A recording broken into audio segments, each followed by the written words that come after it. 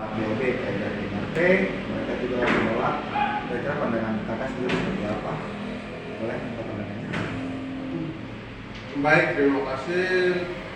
Pertama, terima kasih kepada DNI dan juga perkenalkan saya Salman Wanti, Ketua BUMCEN periode 2022-2023. Untuk DOP sendiri, kita sudah mengikuti bersama dengan beberapa polemik yang sudah terjadi dan demonstrasi yang terjadi di beberapa kabupaten. Artinya bahwa dari masa aksi yang turun di lapangan itu menunjukkan bahwa DOP itu dari masyarakat Papua sendiri itu sudah ditolak. Kalau yang sudah ditolak, tapi aspirasi yang masuk untuk menerima menerima DOP itu kita melihat ada beberapa permainan elit politik. Maka belum ada aspirasi murni yang dari masyarakat Papua masuk ke lembaga-lembaga terkait untuk menerima DOP. Kira-kira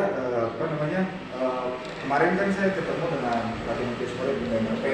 Beliau menjelaskan bahwa DOB ini dibentuk, DOB harus dilaksanakan, sedangkan peraturannya Undang-Undang Otonomi Khusus sendiri belum dimaksimalkan di Provinsi Papua sendiri. Menurut kakak itu seperti apa? Boleh saya minta pandangan dari kakak? Ya, setelah untuk undang-undang sedangkan otonomi khusus sendiri kata Pelatih Menteri Sport belum dilaksanakan. Menurut dari pandangan kakak seperti apa? Menurut hal itu? baik, untuk menurut kami ataupun sesuai dengan undang-undang, kalau sebelum undang-undang Otsus yang tahun 2002 ya, yang sebelum direvisi itu kan ada untuk membicarakan tentang DOP itu kan harus mempertimbangkan dari masukan-masukan dari DPRP, MRP dan Gubernur Papua. Tapi kalau setelah direvisi Undang-Undang Otsus yang nomor 2 tahun 2021 itu sudah tidak ada lagi. Nah, makanya hari ini yang satu-satunya yang bisa mendengar menjadi aspirasi untuk DOP itu hanya masyarakat. Nah, di sini kok masyarakat juga sudah terbukti kalau masyarakat itu sedang menolak aspirasi untuk DOP itu. Kakak izin terakhir, kakak kira-kira alasan apa yang sampai kakak orang harus menolak DOB sendiri? Bolehkah sampaikan? Kalau untuk alasan kami untuk menolak DOP itu ada beberapa. Alasannya itu ketika DOP itu diberikan, maka eksistensi orang Papua itu akan terganggu dan akan menjadi pertanyaan. Nah, karena ketika DOP itu diberikan akan dibuat jalan di seperti jalan Kuala Jayapura dan juga ada beberapa jalan yang akan terjadi, terus akan kabupaten Pemekaran itu nanti akan membuat jalan baru dan itu juga akan mengeksploitasi hutan dan alam Papua gitu. Dan itu juga salah satu cara yang juga untuk digunakan untuk bagaimana mendatangkan imigran ke tanah Papua untuk demi nama pemerataan penduduk di seluruh Indonesia. Kakak, menurut kakak sendiri Undang-Undang Otsus setelah perubahan dari 2001 ya ke 2021, menurut kakak sudah efektif belum untuk rakyat Papua sendiri atau ada pendapat lain dari kakak? Boleh saya terangkan?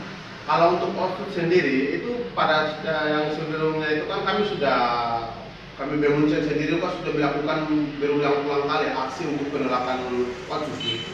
Tetapi ya pemerintah pusat terus ngotot dan itu disahkan.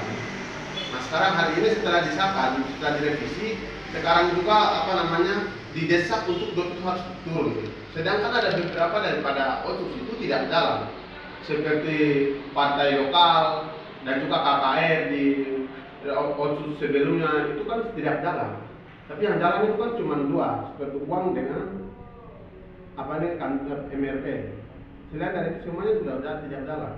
Dan untuk ke depan sampai hari ini juga untuk revisi kedua ini semua yang diatur dalam semuanya kebijakannya diatur oleh pusat.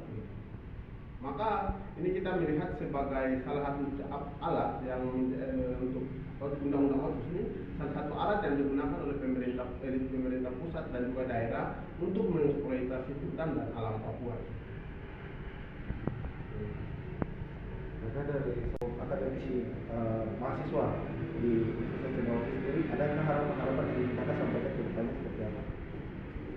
Kalau untuk harapan kami untuk karena untuk undang-undang otsus sendiri kan sudah ditetapkan, tapi untuk DOP saya harap kepada lembaga-lembaga terkait, dalam hal ini pertama adalah DPR RI, untuk bagaimana mempertimbangkan semua aspirasi-aspirasi masyarakat Papua yang sudah masuk dan sudah diserahkan di DPRP, MRP dan juga beberapa lembaga yang ada di sini yang akan diangkat ke pemerintah pusat ataupun ke DPR RI, itu dipertimbangkan dalam sidang-sidang dalam penetapan untuk DOP itu. Jika memang itu tidak di beberapa daerah seperti yang sudah diwacanakan adalah Papua Selatan, Papua Pegunungan Tengah dan Papua Tengah, itu dilihat baik. Jangan sampai ada hal-hal yang memang tidak bisa menjadi syarat untuk pemecatan di provinsi, tapi dipaksakan dan kemudian nanti akan menjadi permasalahan di masyarakat dan juga nanti akan berdampak ke depan tidak baik. Kita harus mempertimbangkan seperti PAD yang PAD pendapatan asli daerah itu harus dipertimbangkan. Seperti sekarang di beberapa kabupaten seperti di Nduga, Puncak dan juga beberapa kabupaten Pemekaran lainnya itu kan bergantung pada hanya anggaran-anggaran dari pusat begitu. Tidak ada anggaran pendapatan asli daerah. Ini menjadi permasalahan besar. Jadi ini diperhatikan baik. Dan juga ke depan untuk bagaimana bisa memaksimalkan manajemen keuangan di Papua. Karena hari ini uangnya banyak, tapi manajemen keuangannya di Papua itu lagi kurang bagus. Memang tidak baik sekali. Makanya korupsi di mana-mana dan pejabat-pejabat politik ini tidak tahu menggunakan anggarannya seperti apa sampai pembangunan di Papua itu tidak jelas. Seperti itu.